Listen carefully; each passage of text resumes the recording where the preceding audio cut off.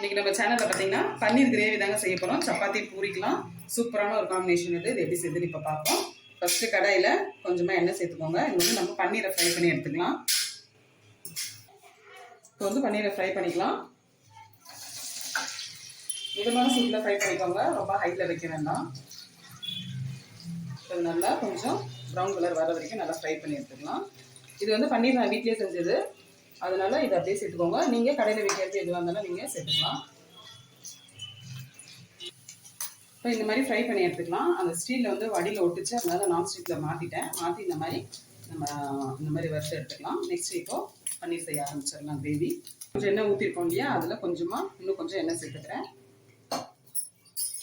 இப்போ இதில் ஒரு துண்டு பட்டை, ஒரே ஒரு ஏலக்காய், ஒரு 4-5 கிராம்பு, ஒரு பிரிஞ்சி இலை, இதை மட்டும் சேர்த்துருக்கேன். நெக்ஸ்ட் இதில் ஒரு 5 மீடியம் சைஸ் வெங்காயத்தை மிக்சியில் போட்டு அரைச்சி வச்சுருக்கேன், அதை சேர்த்துக்கலாம். இது நல்லா வதங்கி வரட்டும், பச்சை வாசனை போய்.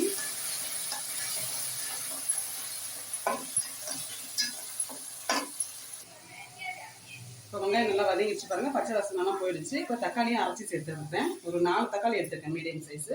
அதை நல்லா அரைச்சிட்டு இதோட சேர்த்து இப்போ ரெண்டுத்தையும் நல்லா மிக்ஸ் பண்ணி விட்டுருங்க. நல்லா கலந்து வரட்டும். இப்போ தக்காளி போட்டு நல்லா வதக்கியாச்சு. இப்போ வந்து 1 ஸ்பூன் இஞ்சி பூண்டு பேஸ்ட் சேர்த்துக்கலாம். இது சேர்த்து இதோட நல்லா வதக்கி எடுத்துருங்க.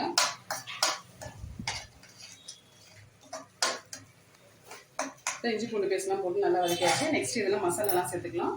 இதில் 1 ஸ்பூன் தனி மிளகாத்தூள், 1 ஸ்பூன் காஷ்மீர் மிளகாத்தூள், 1 ஸ்பூன் தனியாத்தூள், 1/2 ஸ்பூன் கரம் மசாலா, அப்புறம் 1/2 ஸ்பூன் ஜீரகத்தூள்.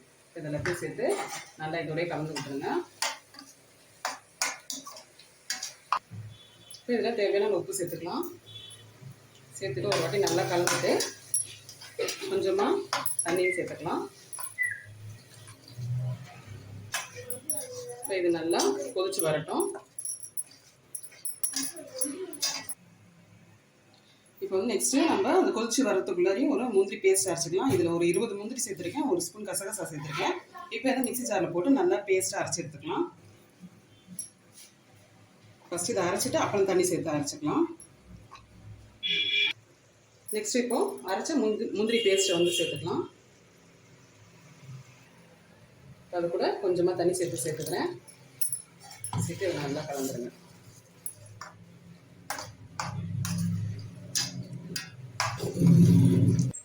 இப்போ முந்திரி பேஸ்ட்டு போட்டு ஒரு கொதி வந்துருச்சு. இப்போ நம்ம பன்னீர் எல்லாம் சேர்த்துக்கலாம்.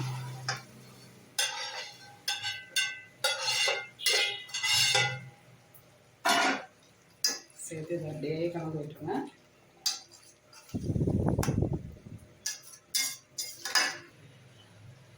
இது கூட கொஞ்சமாக கஸ்தூரி மெத்தி சேர்த்துக்கலாம். ஒரு 2 பச்சை மிளகாய் வந்து கீறி வச்சுருக்கேன், அதையும் சேர்த்துக்கிட்டு லாஸ்ட்டில் கொத்தமல்லி சேர்த்துட்டோம்னா நம்மளுக்கு சூப்பரான ஒரு பன்னீர் கிரேவி ரெடி. சப்பாத்தி பூரிக்கலாம் சூப்பராக இருக்கும். ட்ரை பண்ணி பாருங்கள். இந்த வீடியோ உங்களுக்கு பிடிச்சிருந்தா தஞ்சை கிச்சன் கலட்டாவை சப்ஸ்கிரைப் பண்ணிக்கோங்க, மறக்காமல் ஃபாலோ பண்ணிக்கோங்க.